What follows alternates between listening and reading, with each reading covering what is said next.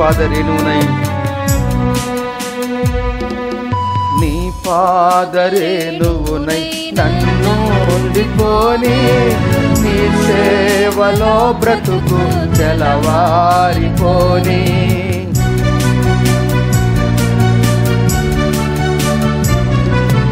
నీ పాదరేణువునై నన్ను ఉండిపోని నీ సేవలో బ్రతుకు తెలవారిపోని నీ మాట నా నోట జనులంత వినని నీ మాట నా నోట జనులంత వినని సువార్తతో నన్ను కలవరమే గనని సువార్తతో నన్ను కలవరమే గనని కలువారి సిలువా నాకే విలువా కలుషంబు బాపే కరములు చాచే కలువారి సిలువా.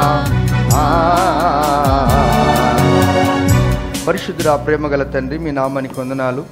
ఇంతవరకు మీరు మమ్మల్ని కాచి కాపాడి సంరక్షించిన విధానాన్ని బట్టి మీకు స్తోత్రాలు చెల్లిస్తున్నాం. గొప్ప దేవుడివి, పరిశుద్ధుడవు. మీ మాటలు వినే భాగ్యం మాకు ఇచ్చారు. మీ వాక్యమే మమ్మల్ని బ్రతికించుచున్నది. మీ వాక్యము మా పాదములకు వెలుగాయను. చీకట్లో ఉన్న మా జీవితాలను ఆశ్చర్యకరమైన మీ యొక్క వెలుగులోనికి మీరు మమ్మల్ని ఆహ్వానించినందుకు ఏం చెల్లించగలము? స్తోత్రాలు చెల్లిస్తూ యేసయ్య నామములో ప్రార్థిస్తున్నాము తండ్రి, ఆమెన్. యేసుక్రీస్తు నామములో మీ అందరికీ వందనములు. మీరందరూ బాగున్నారా? చాలా సంతోషం. రండి, పరిశుద్ధ గ్రంథములో నుండి హోషేయ గ్రంథము 14వ అధ్యాయము ఆఖరి వచనము. The book of Hosea chapter 14 verse last 9th verse. జ్ఞానులు ఈ సంగతులు వివేచింతురు, బుద్ధిమంతులు వాటిని గ్రహింతురు. ఎలయనగా యెహోవా మార్గములు చక్కనివి, నీతిమంతులు దాన్ని అనుసరించి నడుచుకుందురు గాని తిరుగుబాటు చేయవారు దారికి అది అడ్డము గనుక వారు తొట్టిల్లుదురు. చాలు. జ్ఞానులు ఈ సంగతులను వివేచింతురు, బుద్ధిమంతులు వాటిని గ్రహింతురు. చాలా మాటలు మనం నేర్చుకుంటున్నాం. పరిశుద్ధమైన మాటలు, ఆత్మీయమైన మాటలు మన జీవితానికి ఎంతగానో జీవితకాలం అంతా ఆఖరి శ్వాస వరకు ఆయన మాటలు ధ్యానించినను మనం రుణస్థులమే. ఇశ్రాయేలు నీ పాపము చేత నువ్వు కూలితివి గనక, మొదటి వచనం 14 మొదటి వచనం. ఇశ్రాయేలు నీ పాపము చేత నీవు కూలితివి గనక నీ దేవుడైన యెహోవా తట్టు తిరుగుము. ఎటువంటి మాటలండి? 2వ వచనంలో మాటలు సిద్ధపరుచుకొని యెహోవా తట్టు తిరుగుడి, మీరు ఆయనతో చెప్పవలసినది ఏమనగా మా పాపములన్నిటినీ పరిహరింపుము. చాలు. ఇశ్రాయేలు అనగా దేవుని కుమారుడు, దేవుని బిడ్డలు. మనమందరము ఇశ్రాయేలు ప్రజలు అని అంటారు. ఆశీర్వాదింపబడిన బిడ్డలము మనం. ఈ 9వ వచనము మొదటి వచనం మనం చదువుకున్న వారు మీరు ఇంటికి వెళ్ళి ఇది హోంవర్క్గా మీరు భావించుకొని 14వ అధ్యాయం మరొకసారి మీరు చదవండి. ఇంకా అనేక విషయాలు మీకు అర్థమవుతాయి. చదువుకున్న వారు చదవండి, చెవులు బాగున్న వారు వినండి. ఆధ్యాత్మిక విషయాలు మనం సేకరించుకొని వాక్యానుసారంగా మనం జీవించినప్పుడు దేవుడు మన జీవితంలో మనం చేయలేని కార్యములు యేసయ్య మన జీవితాల ద్వారా జరిగిస్తాడండి ఆయన. అందుకంటాడు, జ్ఞానులు ఈ సంగతులను వివేచిస్తారట. జ్ఞానము కలిగిన వాడు, ఇప్పుడు పాస్టర్ గారు ఒక మాట చెప్పాడు, హోంవర్క్ అని చెప్పాడు. టీచర్స్ ఏ విధంగా స్టూడెంట్స్కు హోంవర్క్ చెప్తారో దైవజనుడు అందరికి కూడా హోంవర్క్ ఇస్తాడు అప్పుడప్పుడు. ఇది జ్ఞానము అని నువ్వు తలంస్తే చదువుకున్న నీవు బాగా ఇంటికి వెళ్ళి మరలోసారి చదువుతావు. ఒకవేళ చదువు నీకు లేకపోతే ఇల్లిటరేట్గానైతే చెప్పే వాక్యాన్ని నువ్వు వింటావు. మీ ఇంట్లో చదువుకున్న పిల్లలు కనుక ఉన్నట్లయితే, నాన్న పాస్టర్ గారు ఏదో ఒక అధ్యాయం చెప్పాడు, అది చదివి వినిపించు అని చెప్తావు. అప్పుడు నీ జీవితంలో ఒక గొప్ప కార్యం జరిగిస్తుంటుంది. జ్ఞానులు, వైజ్ మ్యాన్స్, జ్ఞానులు. బుద్ధిమంతులు, కింద మాటలో బుద్ధిమంతులు వాటిని గ్రహింతురు, జ్ఞానులు దాన్ని వివేచింతురు. బుద్ధి వేరు, జ్ఞానము వేరు. ఈ బుద్ధి జ్ఞానము ఇద్దరు అక్క చెల్లెల్లాగా, అన్నదమ్ముల్లాగా. వీరు వేరు వేరు కాదు. ఈ బుద్ధి జ్ఞానము ఒక భార్య భర్తలు కూడా మనం చెప్పుకోవచ్చు. ఎలాగంటే వీరు రెండు కలిసినప్పుడు ఆశ్చర్యమైన కార్యాలు జరుగుతాయి. బుద్ధి మొదటి స్టెప్ అయితే రెండవ స్టెప్ జ్ఞానం. దీన్ని బుద్ధిని ఇంగ్లీష్లో ప్రూడెన్స్ అంటారు. ఈ బుద్ధిమంతులు ఎలా ఉంటారనగా రక్షింపబడతారు. బుద్ధి నిన్ను రక్షిస్తుంది, జ్ఞానము నిన్ను గొప్ప చేస్తుంది. ఏమండి? బుద్ధి నిన్ను రక్షిస్తుంది, జ్ఞానము నిన్ను గొప్ప చేస్తుంది. ఈ రెండు వేరు కాదు, ఈ రెండు ఒకటే. ఈ రెండు దినుసులు, ఈ రెండు మాటలు మన హృదయములో ఉన్నప్పుడు, మత్తయి సువార్త 25వ అధ్యాయంలో మనం చూసినప్పుడు 10 మంది కన్యకలు కనపడతారు. అందులో బుద్ధిమంతులు, బుద్ధిగల కన్యకలు 5, బుద్ధి లేని కన్యకలు 5. బుద్ధిమంతులు ఏం చేశారు? యేసు ప్రభు వారితో లోనికి వెళ్ళిపోయారు. బుద్ధి లేని వారు బయట నిలిచిపోయారు. అనగా రక్షకునికి సన్నిహితులయ్యారు బుద్ధిమంతులు. జ్ఞానవంతులు ఏం చేశారు? జ్ఞానము ముత్యము కన్నా శ్రేష్టమైనది, విలువగల వస్తువులు దేనితో కూడా ఏమి ఈ జ్ఞానముతో సరిపాటు కాదు, దాని సమానము కాదు. జ్ఞానం అంత శ్రేష్టమైనదని ఆ సామెతలు 8వ అధ్యాయం 11వ వచనంలో మనం చూసుకోవచ్చు. తండ్రి అయిన దావీదు చనిపోయినప్పుడు కుమారుడైన సొలొమోను చేసిన ప్రార్థన, ఓ ప్రభువా, మా నాయన యుద్ధవీరుడు, మా నాయనకున్నటువంటి శక్తి నాకు లేదు, నేను యుద్ధం చేయలేను తండ్రి. ఇంత పెద్ద దేశాన్ని ఏలుటకు ఓ దేవా నాకు వివేకము, జ్ఞానము, బుద్ధి దయచేయమని అడిగాడు. ఆయన ఐశ్వర్యమును అడగలేదు, రాజ్యాలను అడగలేదు, రాజులను అడగలేదు కాదు. అయితే ఆ మాటకు దేవుడు సమ్మతించాడు గనక మీరు రాజుల గ్రంథం, మొదటి రాజుల గ్రంథం 3వ అధ్యాయంలో మనం చూసినప్పుడు ఆ మాటలు ఉంటాయి. అప్పుడు ఆ సందర్భంలో అనేక ఇంతకు ముందు కూడా ఒక మాటలు చెప్పాను. 2 యేష్యులు వారి యొక్క పిల్లలను తీసుకొని వచ్చినప్పుడు, చచ్చిపోయిన వారు ఒకరు, బతికిన వారిని ఒకరు తీసుకొచ్చినప్పుడు సంస్థానములో ఏం జరిగిందో తెలుసా? జ్ఞానంగా ఆయన ప్రవర్తించి నిజమైనటువంటి తల్లి ఎవరు, బ్రతికున్నటువంటి తల్లి ఎవరు, సచ్చిన కుమారుడు ఎవరని తేల్చి చెప్పాడు. ఆ 3వ అధ్యాయం 28వ వచనంలో ఒకసారి చదువుకున్నప్పుడు, the book of 1 king chapter 3 verse 28 28వ వచనం చదువుకుందాం. మొదటి రాజుల గ్రంథము 3వ అధ్యాయము 28. అంతటా ఇశ్రాయేలీయులందరూ రాజు తీర్చిన తీర్పును గూర్చి విని, రాజు తీర్పును గూర్చి వినిన న్యాయమును విచారించుట యందు రాజు దైవ జ్ఞానము నొందిన వాడని గ్రహించి, రాజు దైవజ్ఞానమును పొందినవాడని గ్రహించి అతనికి భయపడి. దైవజ్ఞానము చాలా గొప్పది దేవుని పిల్లలారా. అందుకని ఇక్కడ మనము హోషేయ గ్రంథములో హోషేయ భక్తుడు ఏం రాస్తున్నాడు అనగా 9వ వచనంలో, జ్ఞానులు ఈ సంగతులు వివేచింతురు, బుద్ధిమంతులు వాటిని గ్రహింతురు. ఏలయనగా యెహోవా మార్గములు చక్కనివి, నీతిమంతులు దాన్ని అనుసరించి నడుచుకుందరు. కానీ తిరుగుబాటు చేయి వారి దారికి అది అడ్డము గనుక వారు అందులో తొట్టిల్లుతారు అని మనకు అర్థమయ్యే భాషలో చెబుతున్నాడు. ఎవరైతే దేవునికి విరుద్ధంగా నడుచుకుంటారో, ఎవరైతే దేవునికి దూరంగా ఉంటారో, ఎవరైతే తిరుగుబాటు చేస్తుంటారో వారందరూ కూడా తొట్టిల్లుతారంట. జ్ఞానము, బుద్ధి కలిగి జీవించినట్లయితే మొదటి మెట్టు బుద్ధి అయితే, రెండవ మెట్టు జ్ఞానము. ఇవి వేరు కాదు, అందులోనే ఇమిడి ఉన్నాయి. బుద్ధి నిన్ను కాపాడుతుంది, రక్షిస్తుంది. జ్ఞానము నిన్ను గొప్ప చేస్తుంది. ఆమేన్. జ్ఞానము నిన్ను గొప్ప చేస్తుంది. ప్రభువా, నేను బుద్ధి జ్ఞానము కలిగి నేను జీవించుటకు నాకు నేర్పించుము స్వామి అని నువ్వు అడిగితే, ఆయన నువ్వు ప్రార్థన చేస్తే తప్పకుండా ఆయన ఇస్తాడు. పక్షపాతము లేకుండా ఆయన ఇస్తాడు. బుద్ధి జ్ఞానములు సర్వసంపదలు నాయందు గుప్తమై ఉన్నాయని చెప్పాడు ప్రభు. చెప్పాడా లేదా? అవును. దేవునికి అది ఇష్టం. అయితే నువ్వు అడగాల. అడగకపోతే అమ్మాయిన బువ్వ పెట్టదు. నువ్వు ఏడుస్తేనే కదా అప్పుడు కౌగిట్లో అమ్మ నువ్వు ఏడుస్తేనే కదా అమ్మ పాలిచ్చేది. అలాగనే దేవుని దగ్గర నువ్వు ఏడ్చాలి. మిమ్మల్ని అందరినీ నేను అడుగుతున్నాను, ఎప్పుడైనా కన్నీరు విడిచి ప్రార్థన చేశావా? ఆ దినాలు ఆ చరిత్ర ఏమైనా ఉన్నదా? ఉంటే నువ్వు ధన్యురాలివి.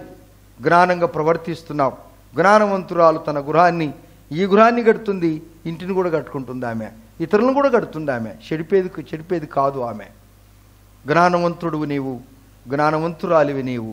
నీ కొరకు దేవుడు ఈ దినం ఒక అద్భుతమైనటువంటి ఆశీర్వాదాలతో ముచ్చటించాలని, దేవుని వాక్యమే సత్యము, మిగిలితంత ఉత్తదని ప్రభువారు మరే పదే నిన్ను సుత్తెగొట్టినట్టుగా బల్లగుద్దినట్టుగా చెప్తున్నాడు. ఆ మాటలు కనుక నువ్వు విన్నట్లయితే నీ జీవితంలో దేవుడు నీకు పూలబాటగా చేస్తాడు. ముళ్ళల్లో తిరుగుతున్నప్పటికీ కూడా బలురక్కసి ముళ్ళల్లో లిల్లీ పద్మం ఏ విధంగా వికసించిందో యేసయ్య ఈ లోకం అనేటువంటి ముళ్ళల్లో దేవుడు నీ ఈ జీవితం అనేటువంటి యాత్రను పరిపూర్ణంగా కొనసాగిస్తాడు. దేనికి కూడా నువ్వు భయపడవు, దేవునికి మాత్రమే నువ్వు భయపడతావు. దయ్యానికి కూడా నువ్వు భయపడవు, దేవునికి నువ్వు భయపడతావు. ఎవరికి నువ్వు భయపడవు, యేసయ్యకు భయపడతావు. అప్పుడు నీ జీవితంలో బుద్ధి జ్ఞానము ఎటువంటిదో నువ్వు చవి చూసి ఒక దినము సాక్ష్యం చెప్తావు. దేవుడు నన్ను బుద్ధిమంతుడుగా జ్ఞానవంతుడిగా చేస్తాడు. పెద్దలు అంటుంటారు పిల్లలకు, రే బుద్ధి కలిగి జీవించురా, బుద్ధి లేనివాడా, బుద్ధి కలిగి జీవిస్తే గొప్పవాడవుతావురా, నువ్వు ఉన్నతమైన స్థితికి వస్తావురా అని చెప్తాడు. అయితే చిన్న వయసులో వారు ఏం చేస్తారనగా బుద్ధి జ్ఞానము లేని పశువుల్లాగా జీవించినప్పుడు జీవితకాలం అంతా పశువుల్లాగానే గడ్డి తినవలసి వస్తుంది. రాజుకు నెబుకద్నెజరు బుద్ధి జ్ఞానం లేనివాడుగా ఉండి పశువులు మేసినట్టు గడ్డి మేశాడండి. దేవుని పిల్లారా, రాజులను దేవుడు గడ్డి మేపించాడు కావాలని. ఎందుకనగా వారందరూ దేవునికి విరుద్ధంగా మాట్లాడారు కనుక వారి జీవితం అంతా కూడా బుద్ధి లేని వారుగా జీవించారు, గడ్డి తిన్నారు. రాజులు గడ్డి తింటామా? అవును. వివేకంగా లేకపోతే, జ్ఞానంగా లేకపోతే, అందరిని సమయంగా సమతలంగా నువ్వు చూసుకోకపోతే బుద్ధి లేని వాడవని అనిపించుకుంటావు. రండి, అద్భుతమైన దీవెనలతో ఈ దినం మనం సంతోషంగా మన ఇంటికి వెళ్దాం. చప్పలు కొడదామా? 4వ వచనం చదువుకుందాం. 4వ వచనం చదువుమా. ఓకే. వారు 14 విశ్వాసఘాతకులు కాకుండా, వారు విశ్వాసఘాతకులు కాకుండా నేను వారిని గుణపరచుదును. ఆమేన్. ఎటువంటి దీవెన! గుణపరుచుంటే నేను స్వస్థపరుస్తానంటే. విశ్వాసఘాతకులు కాకుండా, చేసిన మేలు మరవకుండా, కృతజ్ఞులుగా నీవు జీవిస్తే, నేను కృతజ్ఞుడిగా జీవిస్తే, మేము కృతజ్ఞులుగా జీవిస్తే మా జీవితం ఒక దీవెనకరంగా ఆశీర్వాదకరంగా ఉంటుంది. మీరు కూడా ప్రభువారు మీకు ఎన్నో మేలు చేశాడు. ఆ మేళ్లకు నువ్వు కృతజ్ఞుడిగా నువ్వు జీవించినట్లయితే యేసయ్య అంటాడు, నేను వారిని స్వస్థపరుస్తాను, గుణపరుస్తాను. మీకు కృతజ్ఞత అనేటువంటి మనసు నేను బుద్ధి పుట్టిస్తాను మీ మనసులో. అక్కడంటే చక్కని మాట. వారు విశ్వాసఘాతకులు కాకుండా నేను వారిని గుణపరుచుదును, వారి మీద నున్న కోపము నేను చల్లారెను. నా కోపమంతా వారి మీద ఉన్నది, అయితే నేను చల్లార్చుకుంటాను. కుమారుడు తప్పు చేస్తాడు, దూరంగా తిరుగుతుంటాడు. కానీ ఎప్పుడైతే తండ్రి దగ్గరికి వచ్చి, తల్లి దగ్గరికి వచ్చి, మమ్మీ నేను తప్పు చేశానంటే, రే రారా, కొత్త బట్టలు వేసుకో, స్నానం చేసుకో, మంచిగా భోజనం చేయి, మౌనంగా ఉండు, అల్లరి పిల్లలు తిరగాకు, జాగ్రత్తగా ఉండని చెప్తుందా అమ్మ? లేదా? చెప్తుందా లేదా? ఈ లోకంలో 9 మాసాలు మోసి పెంచిన ఆ తల్లికే అంత గారాభము, మక్కువ, ప్రేమ ఉన్నట్లయితే రక్తం గాల్చి ప్రాణం పెట్టిన దేవునికి మన మీద ఎంత ప్రేమ ఉంటుంది. ఇప్పుడు నా కోపము చల్లారింది. నా కోపం ఎటువంటిదంటే, ఆ కోపాన్ని కనుక నువ్వు తలుచుకుంటే అసలు నేను బ్రతకమండి. దేవుని బిడ్డలారా, ఆయన కోపము ఎలా ఉంటుందో మీరు ఒక్కసారి గమనించండి. సామెతల గ్రంథము 12వ అధ్యాయము 19వ అధ్యాయం 12వ వచనం. The book of proverbs chapter 19 verse 12. ఆయన కోపం ఎటువంటిది ఒక్కసారి చూసుకుందాం. రాజు కోపము సింహగర్జన వంటిది, అతని కటాక్షము గడ్డి మీద కురియు మంచు వంటిది. అబ్బా, ఎటువంటి ప్రేమ అండి! రాజు యొక్క కోపము సింహగర్జన వంటిది, అతని కటాక్షము గడ్డి మీద కురియు మంచు వంటిది. అంటే ఆయన దయ, ఆయన కటాక్షము ఉదయకాలనే మంచు గడ్డి మీద పడుతుంది. చదువుకున్న వాళ్ళు కనుక మీకు గడ్డి ఏంటి కూడా ఏం తెలియదు ఏండి. గడ్డి అంటే, mummy what is meaning of గడ్డి మమ్మీ అని మమ్మీని అడుగుతుంటారు అప్పుడప్పుడు పిల్లలు అండి. ఎందుకంటే మీకు తెలియదు, దూరం పోలేదు కదా. గడ్డి గ్రాస్, ఆ గ్రాస్ మీద మంచు కురుస్తుంది అనుకోండి, ఒకసారి ఉన్నట్టుండి సూర్యరశ్మి వచ్చేసరికి అది ఎప్పుడు కారిపోద్ది. అయితే దేవుని యొక్క కోపము నిమిషం మాత్రం ఉంటుంది. కీర్తన గ్రంథము 30వ అధ్యాయము 5వ వచనం మొదటి భాగం. The book of psalm chapter 30 verse 5. ఆయన కోపము నిమిషం మాత్రం ఉంటుంది, ఆయన దయ ఆయుష్కాలం అంతా నిలిచి. హల్లెలూయా! అబ్బా, ఎంత ప్రేమ గలవాడండి. ఆయన కోపపడ్డాడంటే 1 నిమిషం ఉంటుంది. ఆ 1 నిమిషంలోనే ప్రపంచాన్ని కుదింపజేస్తాడు ఆయన. అమ్మో, ఏమర్థమైంది మీకు? సునామీ వచ్చేసింది, ఇష్టానుసారంగా తిరుగుతున్నారు ప్రజలు. ఇళ్లను కట్టుచు, పెళ్లికి ఇచ్చుచు, నారులు నాటుచు, త్రాగుచు, తినుచు, జగముల జనులు దిగులు లేనప్పుడు దొంగవలే ఇలా దొరయవచ్చురా, దొంగవలే ఇలా దొరయవచ్చురా. యెహోవా నా బలమా, యథార్థమైనది నీ మార్గం, పరిపూర్ణమైనది నీ మార్గం. యెహోవా. డబ్బులు మయంగా ఉండవు బాబు, ఆస్తిమయ. తాగురా, సాయంత్రం వచ్చి తాగురా, తిని యాష్ కరో భాయ్, యాష్ కరో, ఏ జిందగీ యాష్ కరో, తిను. అలా జరుగుతున్నప్పుడు దేవుడు చూశాడు. ఎక్కడ లేపాడో, ఏమంటే సునామీని లేపాడు, వాయుగుండానికి భూగర్భములో నుంచి పుట్టించాడు. ఇప్పుడు వాయుగుండం లేచింది కనుకనే మనకు చల్లగుంది. సముద్రంలో వాయుగుండం లేస్తే భూమి మీద మనకు తత్రబుడుతుందండి. లేపాడు, లేపి ప్రపంచాన్ని కదిలించి వేల మంది చచ్చిపోయారు. ఎప్పుడో తెలుసా? ఆయన కోపము నిమిషం మాత్రమే ఉంటుంది, ఆయన దయ ఆయుష్కాలం ఉంటుంది. ఆయన కోపము సింహం గర్జన లాంటిది, ఆయన యొక్క దయ శాశ్వతంగా ఉంటుంది. కోపము యేసేకు తీర్చుకొని రావద్దు బ్రదర్ సిస్టర్. కోపము యేసేకు కోపం తేవద్దు. యేసే కోపం తెస్తే మనం తట్టుకోగలమా? తట్టుకోలేం. దేవా, నీ కోపము నా మీద వద్దు స్వామి, దయ ఉంచు స్వామి. మొట్టమొదటి నేను ప్రభువారు నీ యొక్క దేహాన్ని గురించి మాట్లాడాడు. నేను నీకు స్వస్థపరుస్తాను, నీవు నన్ను స్తుతించే ఆత్మ నేను పుట్టిస్తాను, అందువలన దేవుడు నీకు స్వస్థతనిస్తాడు. ఈ దేహం మీద ఆ దేవునికి ఎంత ప్రేమ అండి!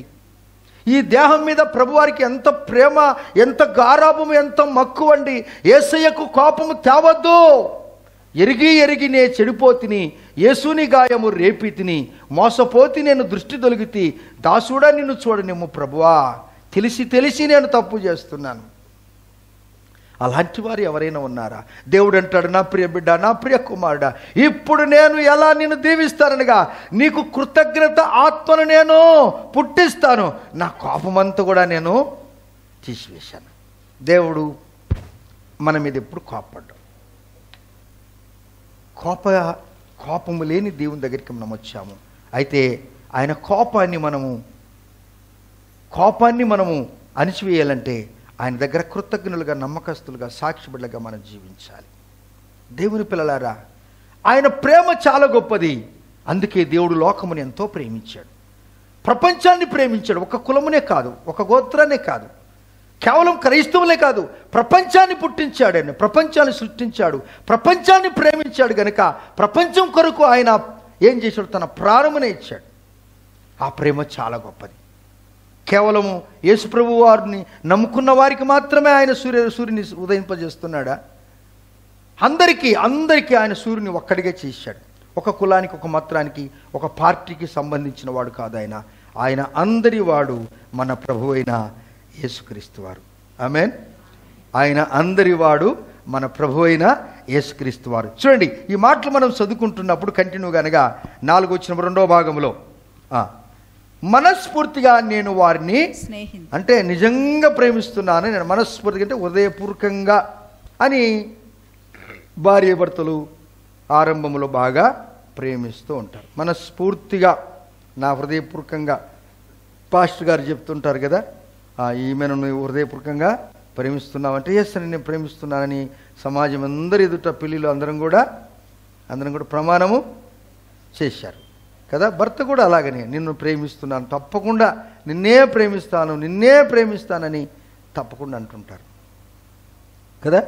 ఈ ప్రేమ చూడు, బైబిల్లో ఉన్న ప్రేమకు ఇప్పుడున్న ప్రేమకు చాలా తేడా.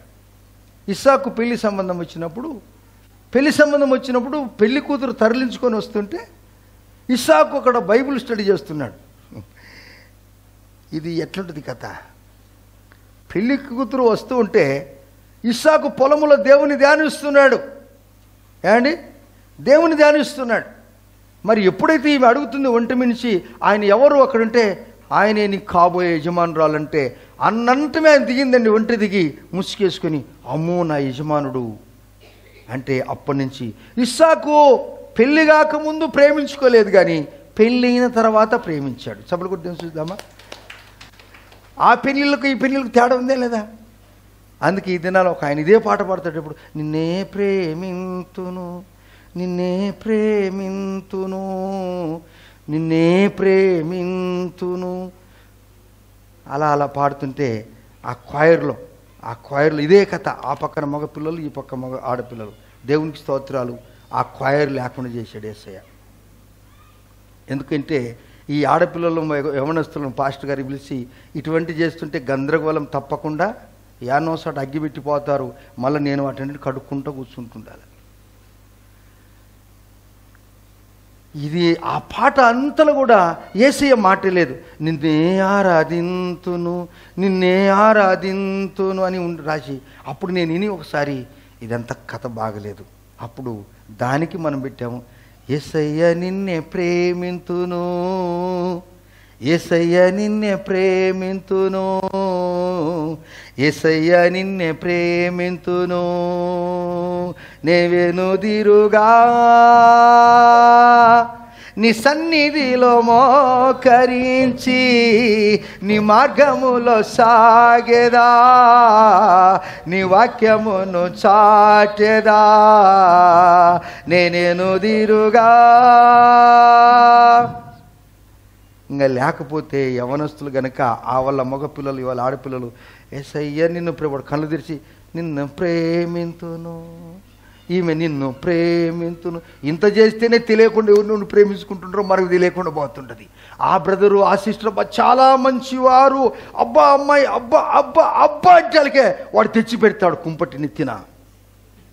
దేవునికి స్తోత్రాలు. మీ అందరు మంచోళ్ళు, దేవుడు మీరు దీవించును గాక. ఒక్కవేళ అందుకే యేసయ్య అంటాడు, నా కోపము చల్లార్చాను, నేను నిజంగా మిమ్మల్ని ప్రేమిస్తున్నాడు. మనస్ఫూర్తిగా నిజమైన స్నేహితుడు ఎరువక ప్రేమించాడు గనక ఆయన ప్రేమ మాట చాలా శాశ్వతమైనది. దేవుని బిడ్డలారా, యవనస్తులారా, పెళ్ళైన వారులారా, యువతులారా, ఆల్రెడీ పెళ్ళైన వారులారా ఎలా ఉండాలనగా, నువ్వు ఏదైతే ప్రమాణము చేశావో అలాగ నువ్వు ప్రేమలో ఉండు. నువ్వు క్రీస్తును నిజముగా ప్రేమిస్తున్నట్లయితే ఆటోమేటిక్గా నీ భార్యను ప్రేమిస్తావు, నీ భర్తను అలాగనే ప్రేమిస్తావు. ఆమెన్. ఒకరినొకరు అర్థం చేసుకొని జీవిస్తారు. ఎన్ని ఏళ్ళున్నా కానీ శాశ్వతంగా మనం జీవిస్తాం. ఆమెన్. అవును, అన్ని స్నేహం కంటే భార్య భర్తల స్నేహం చాలా గొప్పది. మనం స్టూడెంట్స్ లైఫ్లో కొన్ని ఏళ్ళు కొందరు స్నేహితులు ఉంటారు, ఉద్యోగరీత్యా కొందరు ఉంటారు. కానీ పెళ్ళైన తర్వాత కొన్ని ఏళ్ళు ఆఖరి శ్వాస వరకు స్నేహంగా ఉండేటోళ్ళు ఎవరంటే భార్యాభర్తలే. హల్లెలూయా. అందుకంటాడు, నా ప్రియ బిడ్డలారా, నేను మిమ్మల్ని ఎలా ప్రేమిస్తున్నానంటే ఈ మాటలు మనం ధ్యానించుకుందాం రండి. మనస్ఫూర్తిగా నేను నిన్ను స్నేహిస్తాను, చెట్టునకు మంచు ఉన్నట్టు నేను అతనికి ఉందును. అబ్బో, ప్రభువారి ఈ దినం మన జీవితాల్లో గొప్ప కార్యాలు చేయటానికి సిద్ధంగా ఉన్నాడు. చెట్టుకు మంచు బాగా ఎప్పుడు పడుతుందనగా దాని ఆకులన్నీ రాలిపోవాలి. పండుబారిపోయిన ఆకులన్నీ, పనికిరాని ఆకులన్నీ, పాత జీవితంలో ఉన్న ఆకులన్నీ పోయినప్పుడు దేవుడు ఆ యొక్క చెట్టు కొమ్మలో నుంచి ఏం కురిపిస్తాడనగా, లోపల పండ్లు ఉన్నాయి చెట్టు లోపల, అవన్నీ బయటికి రావాలంటే పరిశుద్ధాత్మ దేవుని యొక్క మంచు ఆ చెట్టు మీద కురుస్తుందండి. నేను ఎప్పుడు చెప్తుంటాను, కాశ్మీర్ లోయలో మేము చూస్తున్నప్పుడు ఆ బాదాం వృక్షాలు, ఆ ఆపిల్ చెట్లు, ఆ కస్తూరి చిన్న చిన్న ఆ పుష్పాలు చూస్తున్నప్పుడు చాలా ఆహ్లాదకరమైన, అందంగా సువాసనతో నింపబడి ఉంటుందండి ఆ యొక్క అడవులన్నీ కూడా. దేవుని బిడ్డలారా, ఈ దినవాళ్ళలో మన పిల్లలు కొందరు అండమాన్ నిక్కర్ వెళ్ళొచ్చి అక్కడ ఉన్నటువంటి ఆనందాన్ని పంచుకుంటున్నప్పుడు నేను ఎంతో సంతోషించాను. అవును, దేవుడు అటువంటి సృష్టిని పెట్టాడు. మీరు కూడా వెళ్ళండి, చూసి రండి ఎలా ఉంటుంది. ఆ మాటలు ఇక్కడికి రాశాడు. ఎందుకో మంచు కురిపించాడనగా ఆకులు రాలిపోయాయి. జీవితం ఆవేదన అంత అయిపోయిందని అనుకుంటున్నావా? జీవితమే బోడి అయిపోయింది, ఇక రాదనుకుంటున్నావా? నీ కొరకు ఆకాశానికి దేవుడు ఆజ్ఞ ఇచ్చాడు, ఆ మంచుకు ఆజ్ఞ ఇచ్చాడు. నీ జీవితంలో పరిశుద్ధాత్మైనటువంటి మంచును కురిపించడానికి యేసయ్య ఈ దినం కూడా సిద్ధంగా ఉన్నాడు. హల్లెలూయా. అప్పుడు అందుకంటాడు, చెట్టుకు మంచు ఉన్నట్టుగా నేను ఉంటాను. మంచు పరిశుద్ధాత్మ దేవునికి సాదృశ్యము. నీ కుటుంబానికి నేను మంచులాగా ఉంటాను, నీ జీవితాన్ని నేను బాగు చేస్తాను. ఆ మంచు ఉండి ఉండి ఉండి లోపల ఆ చెట్టుకు, ఆ కొమ్మలకు శక్తినిస్తుందండి. ఆ శక్తినిచ్చినప్పుడు అప్పుడు అందులో పుడుతుందండి మెల్లమెల్లగా చిన్న చిన్న చిగురాకులు బయటకు వచ్చేస్తాయండి. వచ్చిన తర్వాత చిన్న చిన్నగా మొగ్గలు, పుష్పాలు, ఆ తర్వాత కాయలు, ఆ తర్వాత పండ్లు. వావ్, బ్రహ్మాండంగా అవుతుంది. ఎందుకు తెలుసా? మంచు గురించే చెప్పాడు, కాయల గురించి కింద చెప్తాడు. బాగా ఆలకిద్దాం. దేవుడు నీ జీవితాన్ని, మన జీవితాన్ని ఎలా మారుస్తాడనగా, నువ్వు ప్రభువు దగ్గరికి వస్తే నిన్ను మాత్రం ఆయన త్రోసివేసే దేవుడు కాదు. ఆయన చరిత్రను మారుస్తాడు, రాజుల హృదయాన్ని మారుస్తాడు, అన్యులతో నీ గురించి మాట్లాడతాడు. ఆయన కలలో మాట్లాడతాడు, స్వప్నంలో మాట్లాడతాడు. నా కుమారుడు, నా కూతురు ఉన్నారు, వారికి నువ్వు న్యాయం తీర్చమని చెప్తాడు. హల్లెలూయా. అయితే ఎప్పుడో తెలుసా? నువ్వు ప్రభువులో ఉన్నట్లయితే నీ కొరకు ఒక ఆయన యుద్ధం చేయటానికి ఎప్పుడు సిద్ధంగా ఉంటాడు. నా ప్రియ పరలోకపు తండ్రి, అయ్యా నీ దగ్గరికి రాకనే నేను ఎన్నో కష్టాలు పడుతున్నాను, నీ దగ్గరికి వచ్చాను, ఐఎమ్ సేఫ్టీ జోన్, నేను ఇంకా సురక్షితమైనటువంటి ప్రదేశంలో నేనున్నాను అని దేవుడు నీకు అనిపింపజేస్తాడండి పిల్లారా. సమాధానం ఇస్తాడు. నిన్ను ఎంతమంది అవమానించినా, నిన్ను ఎవరు తిట్టినా, నిన్ను ఎవరు గొనిగినా, నీకు అవమానాలు వచ్చినా, నీకు నిందలు వచ్చినా, నువ్వు గనుక యేసయ్య దగ్గర ఉంటే యేసయ్య అంటాడు, నా my dear son and daughter, నేను నీకు మంచులాగా ఉన్నాను, డోంట్ వెరీ నేను నీకు తోడుగా ఉంటే ఎంతమంది వస్తే ఏముండదు. మానవుడు ఒక ద్వారం మూస్తే నేను నీ కొరకు 7 ద్వారాలు తెరుస్తాను అంటాడు యేసయ్య. ఆమె ఎన్ని ద్వారాలు తెరుస్తున్నామా? 7 ద్వారాలు తెరుస్తాడు నీ కొరకు. ఎంతమంది నమ్ముతారు ఈ మాట? అంటే చాలామంది మీరు విశ్వసించారు. దేవుడు మీరు దీవించును గాక. రండి అంటున్నాడు, చెట్టుకు మంచు ఉన్నట్టుగా నేను ఉందును, తామర పుష్పం పెరుగున్నట్లు అతడు అభివృద్ధి పొందును. తామర పుష్పం ఇంట్లో పెరుగుతుందండి? ఎక్కడ పెరుగుతుందండి తామర పుష్పం? చెప్పమ్మా, ఎక్కడ పెరుగుతుంది తామర పుష్పము? బురదలో, ఈ లోకమని బురదలో తామర పుష్పం వికసిస్తుందండి. ఆ నీళ్ళ మీద పైకి వచ్చినప్పుడు 4-5 ఆకులు ఇలా ఉండిపోతాయి. ఆ పైన పుష్పం ప్రత్యేకంగా ఆంధ్రప్రదేశ్లో ఈస్ట్ గోదావరి, వెస్ట్ గోదావరికి వెళ్తే ఆ కొనలు చాలా ఉంటాయి. ఉదయకాలం చాలామంది వాటిని పూజకు తీసుకెళ్తుంటారు. చాలామంది బోట్ వేసుకుని వెళ్ళి ఆ పూలు తీసుకుని వస్తూ ఉంటారు. చాలా వాటి సాకుతుంటారండి. ఏ విధంగా చేపలను చెరువులో సాకినట్టుగా తామర పుష్పాలను కూడా సాకుతూ ఉంటారు. Hallelujah, praise the lord. చూశారా? ఎవరైనా చూశారా? Yes you are right. మనం వెళ్ళండి ఎప్పుడన్నా తూర్పుగోదావరికి, పశ్చిమ గోదావరికి వెళ్తే చాలా బాగుంటాయి, ఆహ్లాదకరం. ఎప్పుడు పంటలు సస్యశ్యామలుగా ఉంటాయి, నీరు ఉంటుంది కనుక. దేవుని బిడ్డలారా, ఆ పుష్పము వికసిస్తున్నప్పుడు దాని ఆకులు 4-5 ఆకులు కింద ఉంటాయి, పుష్పం మాత్రం బయటకు కనపడుతుంటుంది, వికసిస్తుంటుంది. ఈ ఆకులకున్న గుణం ఏంటనగా, పొరపాటున నీళ్లు కనుక వాటి మీద పడితే వెంటనే గడ్డగట్టిపోతుంది. అది కింద పడి నీళ్లు గడ్డగట్టిపోయి కిందేస్తుంటుంది, నీళ్ళు కిందేస్తుంటుంది. కానీ కారణం ఏంటనగా ఆ పుష్పానికి మాత్రము తగలకుండా చూస్తుంటాయి ఈ ఆకులు.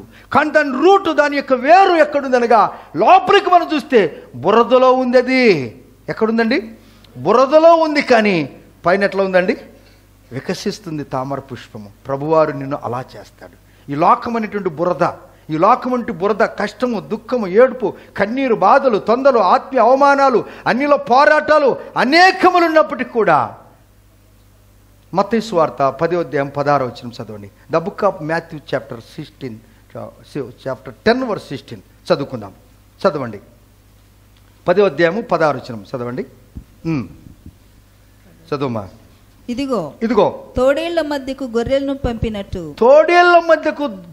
పంపినట్టు నేను మిమ్మల్ని పంపుచున్నాను గనుక పాముల వలె వివేకులను, పాముల వలె వివేకులను, పావురముల వలె నిష్కపటులుగా మీరు ఉండండి. ఎంత చక్కనైన మాట చెప్పాడు తెలుసు ప్రభువారు. ఎవరిని తీసుకొచ్చాడు? ఏమంటే పాము సైతాను కదా. యేసు ప్రభువారు ఎందుకు అంటే, ఆ సైతానుకు జ్ఞానం ఉంది తెలుసా? ఏం జ్ఞానం ఉందంటే, ఆ సైతానుకు ఇతరుల గురించి వానికి ఏం చింత లేదండి. దేవుణ్ణి నమ్ముకున్న వాళ్ళ దగ్గరికి వస్తాడు. వచ్చి, అవునా, అట్లనా, ఎవరు చెప్పారు, లేదే, కాదే అని నీకు 10 సార్లు అలా చెప్తే నువ్వేం చేస్తావు తెలుసా? చర్చికి రాకుండా మానుకుంటావు. ఒక 2 ఆదివారం మానుకుంటావు అనుకో, 3వ వారంలో నీకు మనిషి బుద్ధి పుట్టదు. నీకు రిజర్వేషన్ అయిపోయింది పరలోక రాజ్యానికి. నీ టికెట్ క్యాన్సిల్ చేయటానికి వాడు నీ చుట్టే, మీ ఇంటి చుట్టే తిరుగుతున్నాడు. మొదట వాడు తల్లిదండ్రుల దగ్గరికి వస్తాడు. తల్లిదండ్రులు కనుక లోబడకపోతే వారి పిల్లలను పట్టుకుంటాడు. వారి పిల్లలను పట్టుకొని ఏం చేస్తాడో తెలుసా? కుటుంబాన్ని నాశనం చేపిస్తాడు, కుటుంబాన్ని కదిలింపజేస్తాడు, సమాధానం లేకుండా చేస్తాడు. అందుకే పాము చాలా వివేకంగా ఉంటుంది.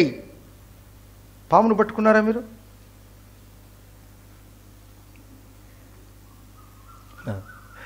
ఎస్, పాము చాలా వివేకంగా ఉంటుంది. మనం పల్లెటూళ్ళలో గట్టు మీద పోతున్నప్పుడు పాములు, పొలాలలో పాములు తిరుగుతూ ఉంటాయి. మనం చూస్తే అది ఏం చేస్తుందిగా, ఆ గన్యాలకు అనగా గట్టులకు ఎండ్రకాయ రంధ్రాలు ఉంటాయి. మనం చూస్తే అదేమో భయపడినట్టుగా పరుగెత్తుకొని పోయి ఎక్కడికి పోతే తెలుసా, ఆ రంధ్రంలోనికి వెళ్తూ హోల్లోకి వెళ్ళిపోద్ది. లోపలికి వెళుతూ తన పడిగ బయటికి పెట్టుకుని అట్లా తోకనంతా బయటికి తీసుకుంటుంది. కొంచెం తోక బయట పెట్టుకుంటుంది, లోపల శరీరాన్ని లోపల ఉంటుకుంటుంది. ఇలా కాసుకొని ఉంటుంది, మనకు తెలియదు. ఎంత వివేకం చూడండి.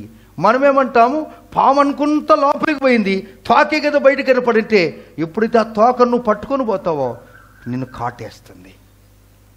అపవాదికి ఎంత జ్ఞానం ఉన్నప్పుడు దేవుని కుమారునికి ఎంత జ్ఞానం ఉండాలి. ఎందుకు నువ్వు చెడు సావాసానికి వెళ్తావంటే, వాడు నిన్ను గాలమేసి పట్టుకుంటున్నాడు, ఆకర్షణీయంగా నిన్ను మార్చుకుంటున్నాడు. అందువలన ప్రజలందరూ దాంట్లో ఏమండి కూర్చుకబడుతున్నారు, ఇరుక్కొని పోయారు ఎంతోమంది. నువ్వు ఇరుక్కోకుండటానికి దేవుడైన మన ప్రభువైన యేసుక్రీస్తు వారు తన శిష్యులకు చెప్తున్నాడు, నేను మిమ్మల్ని ఈ లోకానికి పంపిస్తున్నాను, అయితే మీరు పాముల వలె వివేకంగా ఉండండి. వివేకము. అలా వివేకంగా లేకపోతే వాడు పడిగెత్తుకొని ఉన్నాడు, నీకు తెలియదు. అది నువ్వు తోక అలా పట్టుకునేసరికి ఒక్కసారి ఉన్నటువంటి బుస్సును నీకు కాటేస్తాడు వాడు. దేవుని బిడ్డలారా, మీరు జాగ్రత్తగా ఉండాలి. రెండవదన్నాడు, మీరు పావురముల వలె నిష్కపటంగా ఉండండి. అలా మీరు జీవించినప్పుడు, కపటం లేకుండా జీవించినప్పుడు, ప్రపంచమంతా ఒకటి నీ మీద విరోధమైన మాటలు చెప్పినా యేసయ్య ఒక్కడే నీ పక్క ఉంటే విజయం ఎవరికో తెలుసా? యేసయ్య మనకి విజయం ఇస్తాడు. ప్రైజ్ ది లార్డ్, హల్లెలూయా. యేసయ్య మనకు విజయం ఇస్తాడు. దేవుని బిడ్డలారా రండి, అక్కడే అనగా హోషేయ గ్రంథము 14వ అధ్యాయము చూడండి 5వ వచనములో 2వ భాగములో చూసినప్పుడు, లెబనోను పర్వతము దాని వేళ్ళు తన్నునట్లు వారు తమ వేళ్లను తన్నుదురు. లెబనోను పర్వతము తెల్లగా ఉంటుంది, హెర్మోను పర్వతం కూడా మంచుతో కప్పబడి ఉంటుంది. హెర్మోను అనగా పరిశుద్ధత, లెబనోను అనగా దేవుని బిడ్డ తెల్లగా ఉంటాయి. ఈ రెండు పర్వతాలు పాలస్తీనా దేశములో దాదాపు 1000 అడుగులు పైగా ఉంటుంటాయి పిల్లారా. అవన్నీ ఏం చేస్తుందో తెలుసా?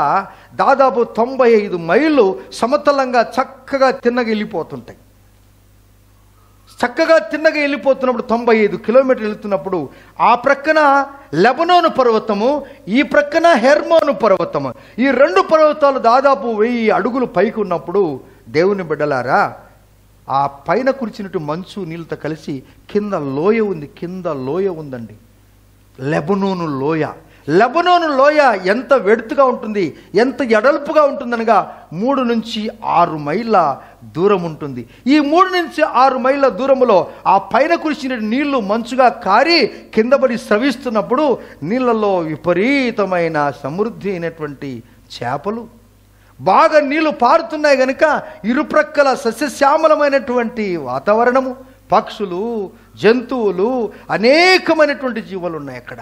లెబనోను పర్వతం అంతా కూడా సుగంధముతో వికసిస్తూ ఉన్నప్పుడు ఆహ్లాదకరమైనటువంటి వాతావరణం ఉన్నట్లు నేను మిమ్మల్ని అలా చేస్తాను. రాజైన సొలొమోను కూడా లెబనోను పర్వతం మీదటువంటి మ్రానులు తీసుకొచ్చే అక్కడ ఆయన దేవుని యొక్క మందిరము కట్టాడు. నీటి ఊటలు ఫలవంతమైనదిగా నదిగా ఉంటుంది. సుప్రసిద్ధమైనటువంటి అడవి, మృగములు అనేకములు అక్కడ ఉంటాయి. దాని యొక్క కలపతోనే ఓడలను కూడా తయారు చేస్తారు. డబ్బున్నవారు ఆ కలప తీసుకొచ్చి ఇండ్లు కూడా కట్టుకుంటారు ఆ వుడ్డుతో.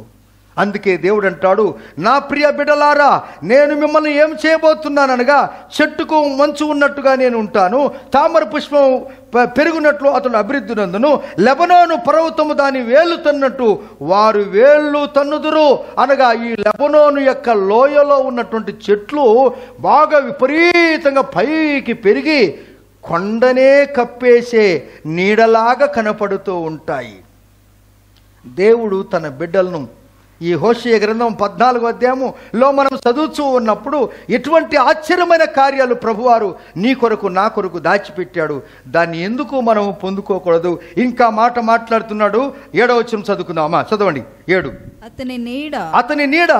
అతని నీడ యందు నివసించువారు మరలి వత్తురు, ధాన్యము వలె వారు తిరిగి మొలతురు. ధాన్యము వలె వారు తిరిగి చూడు. వారు ఎవరైతే ఈ నీడను ఆశించారో, ఆస్వాదించారో, అనుభవించారో, ఈ నీడలో బాగుంది అనుకుంటారో, వారు ఎక్కడికి వెళ్ళినా కానీ దేవుని యొక్క వాక్యం కొరకు ఎదురు చూస్తూ ఉంటారు. సభలు కూడా దేవుని చూద్దామా? అందుకే 91వ కీర్తన 1వ వచనంలో అంటాడు, మహోన్నతుని చాటున నివసించువాడు సర్వశక్తిని నీడను విశ్రమించువాడు. వాక్యం లేకుండా మనుషులు చెడిపోయేది. వాక్యం లేకుండా మనుషులు వాక్య భయంగా నీకు ఉన్నట్లయితే, వాక్య భయం పరిశుద్ధాత్మ దేవుడిని నువ్వేనా తప్పు చేయబోతుంటే, నా కుమారుడా, నా కుమార్తె, నువ్వు చేసేది తప్పురా బాబు అని వాక్యము దేవుడు నీకు చెబుతూ ఉంటాడు. నువ్వేం చేస్తావు? వాక్యానికి లోబడకుండా కఠినంగా పరిశుద్ధాత్మ దేవుని దుఃఖపరుస్తూ నువ్వు వెళ్ళి పాపములో పడిగా అది ఎత్తుకొనింది ఆ పాము, అది నిన్ను కాటు వేయటానికి సిద్ధంగా ఉంటే ఏం పర్వాలేదులే అంటున్నావు. ఆ కాటు నీలో వచ్చిందంటే నీకు విషమే. ప్రభువారు అంటున్నా, ప్రియ బిడ్డలారా, మిమ్మల్ని అందరినీ నేను ఆ యొక్క కుయుక్తి శక్తులలో నుండి, బురదలో ఏ విధంగా తామర పుష్పం వికసించిందో ఈ లోకమైనట్టు బురదలో నుండి నేను మిమ్మల్ని తప్పిస్తాను. అయితే మీరు నా దగ్గరుంటే నేను మీకు అన్ని ఇస్తాను. నా కోపము తీసివేస్తాను. అసలు మొట్టమొదట నేను మిమ్మల్ని స్వస్థపరుస్తాను. ఆమెన్. అక్కడ నేను మిమ్మల్ని గుణపరుతున్న మాట ఉందా లేదా? నేను మిమ్మల్ని స్వస్థపరుస్తాను. దేవుడు మన ప్రభువారు ఆ వైద్యులకు జ్ఞానం ఇచ్చి నీ యొక్క ఆ శరీర బడలికని తీసివేయడానికి సిద్ధంగా ఉంటాడు. సమ్టైమ్స్ కొన్ని పర్యాలు దేవుడు దైవిక స్వస్థత నీకు అనుగ్రహిస్తాడు. యేసయ్య చబలు కొడదామా? దైవిక స్వస్థత. వైద్యులకు అర్థం కాని స్థితి నీలో జీవిస్తున్నట్లయితే, డబ్బంతా ఖర్చు పెట్టి తిప్పలు పడినావా, యేసయ్య నిన్ను స్వస్థపరిచే యెహోవాగా ఆయన ఈ దినము కూడా ఆయన నీ యొక్క వ్యక్తిగత వైద్యుడిగా నీకు కాచుకొని ఉన్నాడు. దేవుని బిడ్డలారా, ప్రభు మనల్ని ప్రేమిస్తున్నాడు. ఇటువంటి ప్రేమను మనం త్రోసివిస్తే దేవుడు అంటే అట్టు వాళ్ళు తొట్టిల్లుతారని మనం ముందుగానే చదువుకున్నాం. రండి. ఆ పెరుగును అతని యొక్క ధాన్యము వలె వారు ధాన్యము వలె తిరిగి వాళ్ళు మొలుస్తారంట. ద్రాక్ష చెట్టు వలె. ధాన్యముకు ఉన్నటువంటి గుణం ఏంటనగా, వ్యవసాయదారుకుడు విత్తనాలు వేస్తాడు. అవునా? ఆమేన్. వ్యవసాయదారుకుడు వేసిన విత్తనం చచ్చిపోతుంది. అవునా? ఆ తర్వాత అందులో నుంచి పుడుతుంది ఒక మొలక. ఆ వ్యవసాయదారికి వేసింది ఒక్క విత్తనం అయితే ఒక్కొక్క చెట్టుకు ఒక్కొక్క కానికి ఒక్కొక్క దానికి ఎలాంటి అండి 100, 150, 50 ఏరుశనకాయలు విత్తనాలు వస్తాయి. ఏరుశనకాయ విత్తనం ఇచ్చాడేమో వ్యవసాయదారకుడు, అది చచ్చిపోతుంది. చచ్చిపోయిన తర్వాత అది మొలిసిన తర్వాత అది పండుబారినప్పుడు పైన కనపడుతుంది, ఇక అది బాగా అయిపోయిందని. ఆ భూమిలోని పెరికినప్పుడు ఒక్కొక్క ఏరుశనకాయ చెట్టుకు ఏమండి 50 నుంచి 60, 70 కాయలు వచ్చేస్తాయి. ఒక్కొక్క ఏరుశనక్కాయకు 2 విత్తనాలు, కొన్నిటికి 3 కూడా ఉంటాయి. ఆమెన్. ఇతింది ఎంత అయినా ఒకటే. దేవుడు అంటాడు, వారు తిరిగి మొలుస్తారు, తిరిగి వారు ధాన్యములాగా మనం అభివృద్ధి పొందుతామంట. ఎంతమంది కావాలి ఈ ఆశీర్వాదాలు? నీ కొరకు నా కొరకు ప్రభువారు రాశాడు ఈ మాటలు. అందుకే నేను మీకు హోంవర్క్ చెప్పాను. హోషేయ గ్రంథం 14వ అధ్యాయము 1 నుంచి 9 వరకు 9 వచనాలు బాగా చదవండి రేపు ఆదివారం వచ్చే లోపల. ఆమెన్. ఎంతమంది తీర్మానం చేసుకున్నారు? దేవుడు మీరు దీవించును గాక. రండి. ఇంకేమంటాడండి? ద్రాక్ష చెట్టు వలె వారు వికసింతురు. ద్రాక్ష చెట్టు వలె వారు వికసిస్తారు. లెబనోను ద్రాక్ష రసపు వాసన వలె వారు పరిమళింతురు. ఎఫ్రాయిము బొమ్మలతో అది కాదు మనకు ఇక్కడ దేవుడు ఒలివ చెట్టును గురించి మాట్లాడు. 6వ వచనం 2వ భాగంలో, అతని కొమ్మలు విశాలముగా పెరుగును, ఒలివ చెట్టుకు కలిగినంత సౌందర్యము అతనికి కలుగును. ఏండి? ఒలివ చెట్టును మనం చూసినప్పుడు అది సజీవత్వానికి సాదృశ్యము. పాలస్తీనా, సిరియా దేశాల్లో ఎక్కువగా ఇవి సుప్రసిద్ధమైన ఉంటుంది. వాటి పూలు తెల్లగా ఉంటాయి, చిన్నగా ఉంటాయి, కానీ కాయలు మాత్రం నల్లగా ఉంటాయి. హల్లెలూయా. కాయలు ఎట్లా ఉంటాయండి? నల్లగా ఉంటాయి. అయితే ఆ కాయలు మనం చూసినప్పుడు గుత్తులుగా ఉంటాయి. ఎలా ఉంటాయండి? గుత్తులు అంటే ఏమర్థమైంది మీకు? ఏమో పాస్టర్ చెప్పాడు. గుత్తులుగా ఏమర్థమైంది? గెలలు గుత్తులు కంటే వాటి గ్యాప్ లేకుండా అన్నీ ఒకదానికి ఒకటి కలుసుకొని ఉంటాయి. ద్రాక్ష గెలని మీరు చూశారు కదా, ఇవి కూడా అదే ఉంటాయి. పూలు తెల్లగా ఉంటాయి, కాయలు నల్లగా ఉంటాయి. అంటే దీని అర్థం ఏంటంటే ఈ కలిసి ఉంటాయి. గుత్తి అనేది ఏంటంటారంటే, గెల అనేది ఏంటంటే కలిసి ఉంటాయి. ఇంట్లో ప్రభువారు రేయ్ ఏమన్నాడు? జ్ఞానము గలవాడా, బుద్ధి గలవాడా అన్నాడా లేదా? ఫస్ట్ మన ఆరంభ మాటింది, జ్ఞానము గలవారు దాన్ని విమోచిస్తారు, బుద్ధి గలవారు ఆలోచన చేస్తారు. ఆ గెలనెందుకు పెట్టే అంటే అవి కలిసి ఉన్నట్టుగా మీరు ఇంట్లో నలుగురు ఉన్నారు, నలుగురా, ఐదుగురా, ఆరుగురా, ఏడుగురా, ఆ గెల ఉన్నట్టు కలిసి మీరు ఉన్నారా? ఏమర్థమైంది మీకు? మీరు ఇంట్లో నలుగురా, ఐదుగురా, ముగ్గురా, నలుగురా, ఆరుగురా, 10 మంది, ఆ గెలను చూసి నేర్చుకోండి. ఆ గెల ఒకదానికొకటి అంటుకొని ఉంది. ఆ పూలు తెల్లగా ఉన్నాయి కానీ కాయలు నల్లగైపోయాయి. ఆ కాయలను పిండితే ఆలివ్ నూనె వచ్చేస్తుందండి. చప్పలు కొడదామా? ఎంత కాస్ట్లీ అండి! 1 లీటర్ 1000 రూపాయలే. ఎంత విలువ! దేవుడు నీ కొరకు నా కొరకు మనకు అర్థమయ్యే విధముగా ప్రభువారు వారిని పెట్టినప్పుడు మీకు ఐక్యత లేదు కదా. నీ భోజనము బల్ల చుట్టూ నీ పిల్లలు ఒలీవా మొక్కల వలె ఉంటారు. దేవా నిజమే తండ్రి, మాకు ఇవన్నీ లేకనే మేము దూరం అయిపోయాము.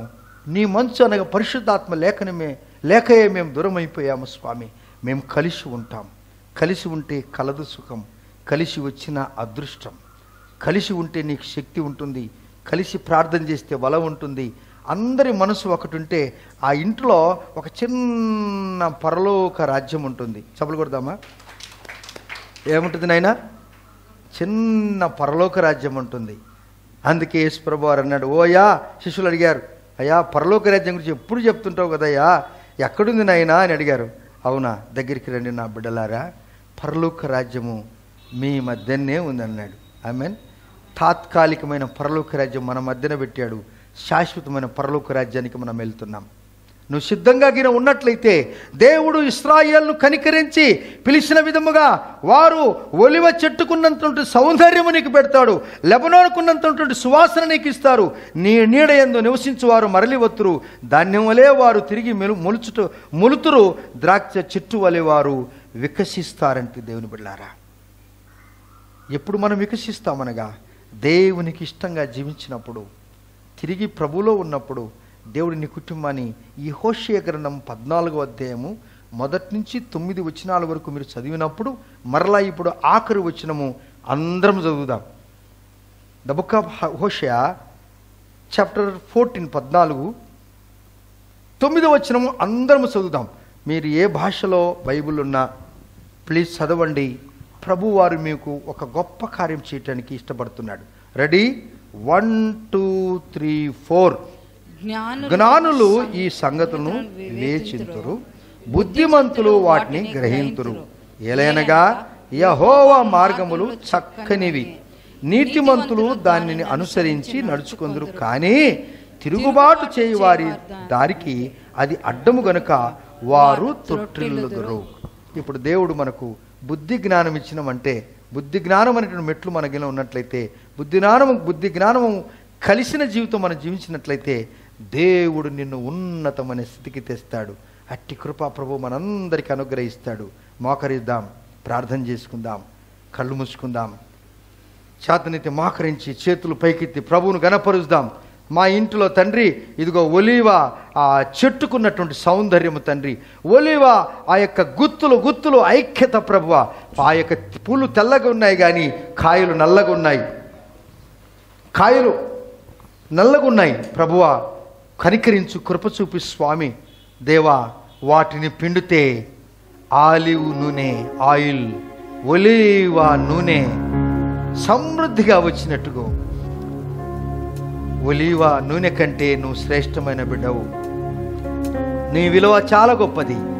ఆయన చెట్లను చూసి మురిసిపోవట్లేదు, ఒలీవ రసాన్ని చూసి లేక నూనెను చూసి మురిసిపోవట్లేదు, ద్రాక్ష రసాన్ని చూసి సంతోషపడలేదు. కానీ తన స్వాస్థాలతో చేసిన నిన్ను నన్ను చూసి ఆయన సంతోషపడుతున్నాడు. నీ కొరకు నేను మరలా నా కోపం తీసివేశాను బాబు అన్నాడు. నా కోపం నేను తీసివేశాను, నీకు కృతజ్ఞత మనసు నేను పుట్టిస్తాను, నేను నిన్ను స్వస్థపరుస్తాను, నిన్ను నేను గుణపరుస్తాను. దేవా thank you. Yes, hallelujah. Oh glory.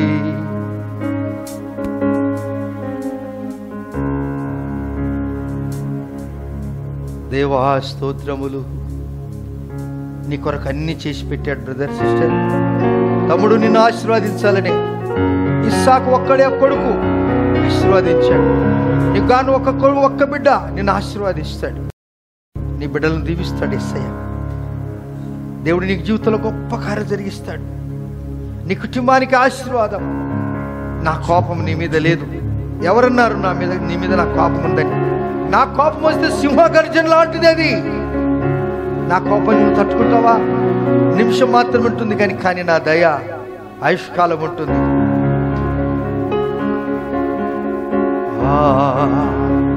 ప్రభు నేను నీతో ఉంటాను. తీర్మానం చేసుకుందాం, ప్రభువుని ఎదుగుదాం. నువ్వు ఒక్కడివేనా? భయపడవద్దు తమ్ముడు చెల్లి. స్తోత్రం.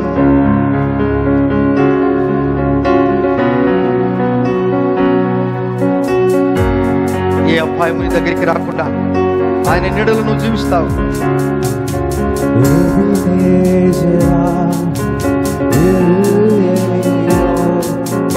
ఎల్లప్పుడు ఉన్నవాడా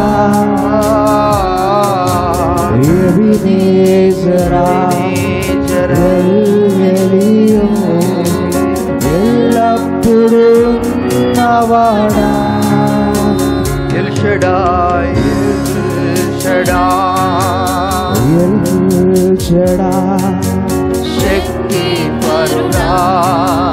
శక్తి పరుడా ఎల్ షడాయ్ శక్తి పరుడా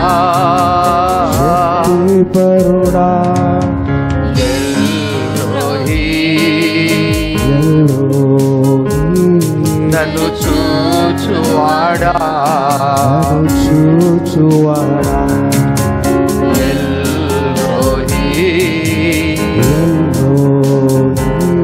నన్ను చేతులు పైకెత్తి యేసయ్యా నిన్నే కదా నా ముందు నిలిపేను.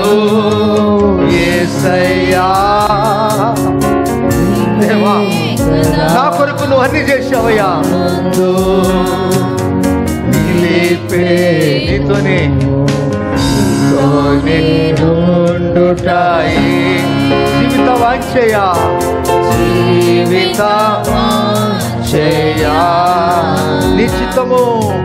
నీ చిత్తము నెరవేర్చుటయే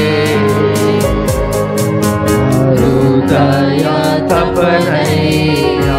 నీతోనే ఉండుటయే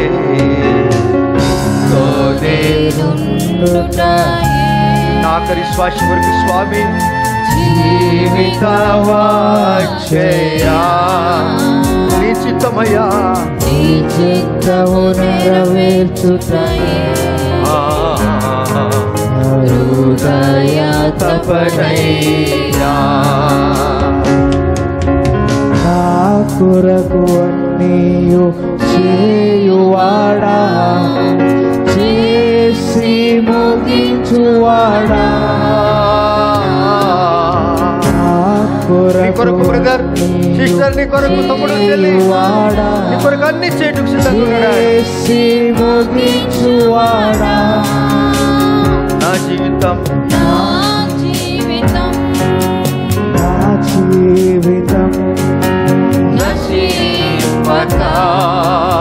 నశింపక నా జీవితం నశింపక కాపాడువాడా నా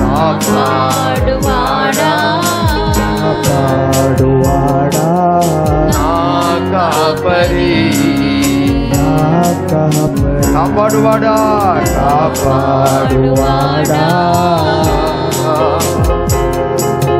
నా కాపరేసయ్యా. చేతుల పైకెత్తి దేవుని ఆరాధిద్దామా. నిన్నే కదా నా ముందు నిలిపేను యేసయ్యా నిన్నే కదా నా ముందు నిలిపేను. నీతోనే తీర్మానము చేసుకున్నామా? జీవితవాశయా నీ చిత్తము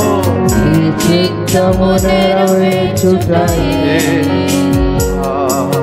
హృదయ తపనయ్యా. చివరిగా నీతోనే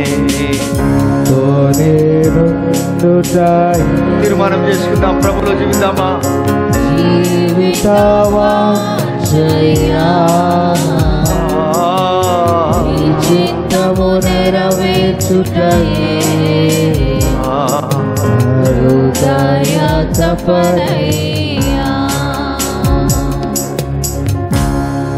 నా హృదయ తపనయ్యా.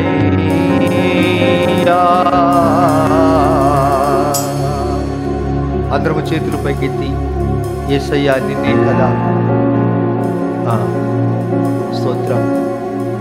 కరుణేయు కృపయు నిరంతర శాంతి వినయం ఉన్నవాడా.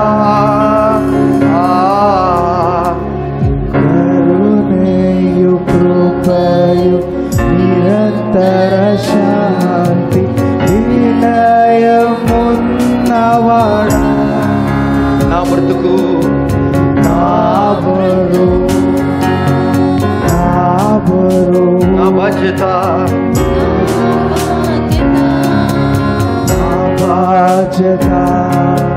నా బరువు నా బాధ్యత నీ పాద చెంత నీవు ఉంచితిని నా బరువు యేసయ్యా నిన్నే కదా నా ముందు. దేవా స్తోత్రాలు. నా భారము స్వామి, నా చింత యావత్తు నీ మీద పెడుతున్నారయ్యా.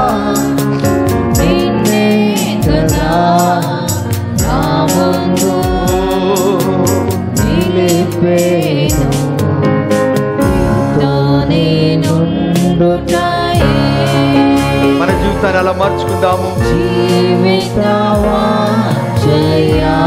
మన జీవితాన్ని అలా మలుచుకుందాము. నీ చిత్తము నా జీవితంలో జరగాలి ప్రభువా. తపనయ్యా నా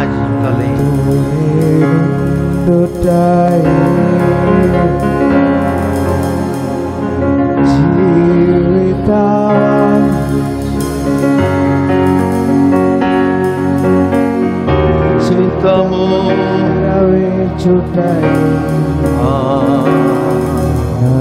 హృదయ తపనయ్యా హృదయ తపనయ్యా. అవును స్వామి, మా జ్ఞానము మా బుద్ధి మిమ్మల్ని గురించి ఆలోచన చేస్తుందయ్యా. బుద్ధి రక్షిస్తుంది, జ్ఞానము గొప్ప చేస్తుంది స్వామి. ఇశ్రాయేలు తిరిగి వచ్చినప్పుడు, తిరుగుబాటును తీసివేసినప్పుడు నా కోపము తీసివేశారు. నేను నిన్ను స్వస్థపరుస్తున్నానన్నాడు యేసయ్య. తర్వాత దేవుడు అనేక విధములుగా మనకు బోధించాడు. దీవెనకరమైన మాటలు ప్రభువారు మనకిచ్చాడు. అలా మన జీవితాన్ని సరిచేసుకొని జీవిద్దాం. మీ కొరకు నేను ప్రార్థిస్తున్నాను. ప్రేమగల తండ్రి, మీ నామానికి వందనాలు. ఇంతవరకు మా జీవితంలో మీరు చేసిన కార్యం కొరకు స్తోత్రం. మీ కోపము సింహ గర్జన లాంటిది, మీ దయ శాశ్వతంగా ఉంటుంది. మీ ప్రేమను బట్టి స్తుతిస్తున్నారు స్వామి. దేవా, ఇదిగో నీ ప్రియబిడ్డలు తిరిగి వెళ్తున్నారు, వీరితో మీరు ఉండండి. వాక్యము ఈ దినము వారికి హోంవర్క్ ఇచ్చాము స్వామి. ఆ హోంవర్క్ను చదువుకొని అందులో నా ఆశీర్వాదాలు పొందుకోవటానికి నీ ప్రియ బిడ్డలకు మనస్సు బుద్ధి పుట్టించండి. మీ కోపం మీరు తీసేసినందుకు స్తోత్రాలు. మమ్మల్ని అందరినీ స్వస్థపరిచినందుకు మీకు స్తోత్రాలు. ధాన్యం వలె మమ్మలను తిరిగి నాయన రాసులు రాసులుగా మమ్మల్ని మొలిపిస్తున్నందుకు మీకు స్తోత్రాలు. చెట్టుకు మంచున్నట్టుగా మీరున్నందుకు మీకు స్తోత్రాలు. ఒలివ చెట్టుకున్న సౌందర్యము మీరు మాకిచ్చిన స్తోత్రాలు. అవి కలిసి జీవించినట్లు గుత్తులు గుత్తులుగా ఉన్నందుకు నీకు స్తోత్రాలు. ఆ నల్లటి కాయలను పిండినప్పుడు ఆయిల్ బయటకు వచ్చినట్టుగా మాలో పరిశుద్ధాత్మ ఎప్పుడు బయటికి వస్తూనే ఉండాలయ్యా. నీ బిడ్డలను దీవించి ఆశీర్వదించి మీరు మాయం పొందండి. శుభములు, ఆరోగ్యము, నెమ్మది పలుకుతూ యేసయ్య నామములో నేను ప్రార్థిస్తున్నాము తండ్రి. ఆమెను. మన తండ్రి దేవుని ప్రేమ, కుమారుని యొక్క కృప, పరిశుద్ధాత్మ దేవుని యొక్క శ్వాసం ఇక్కడ మనందరికీ యేసయ్య కృప సదాకాలము తోడై నిలిచి ఉండును గాక. ఆమెన్. ఆమెన్. Praise lord. దేవుడు మిమ్మల్ని దీవించును గాక.